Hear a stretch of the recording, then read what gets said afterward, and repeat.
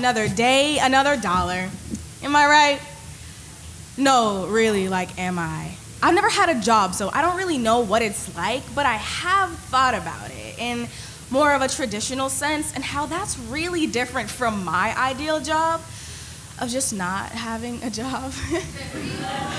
But it's the natural transition from childhood to adulthood, putting down the crayons and picking up the pens, trading in my old Care Bear t-shirts for button-downs and blouses, and letting go of the kiddie things anchoring me to my childhood so I can become an adult and pursue a career.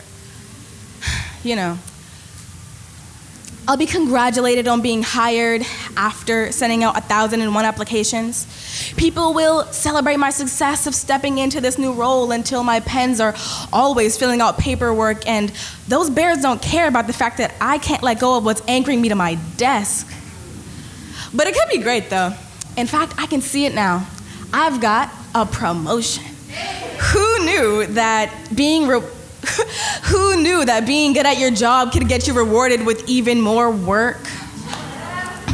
But climbing up that corporate ladder will really test your limits, since working that 9 to 5 doesn't come without its challenges. But what do I know? I'm still unemployed, meaning I'm still familiar with the feelings of fun, magic, and joy. But in all seriousness, when you've lost the light behind your eyes because you're so overworked due to capitalism and corporate greed, you become a hollow shell of your former self, not even recognizing your own reflection. What do you do to fill that void? Because I've got some great sitcom recommendations, and none of them have to do with working, so you can just sit there and you don't have to think about how you're probably just one missed paycheck away from homelessness. You also don't have to think about how you used to have friends that lived right around the corner, but you haven't seen them in years. And you used to love going outside as a kid, but now going anywhere costs a fortune.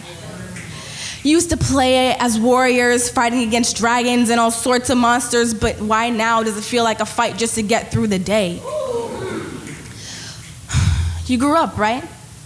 You left that make-believe stuff for the kids because adults live in the real world, with their real pretend problems and their curated cautionary tales that keep them from aspiring too high, because adults know that the real world will erase the spirit from you like a spelling mistake and toss you out like a boring old toy. So I ask you one more time, what do you do to fill that void?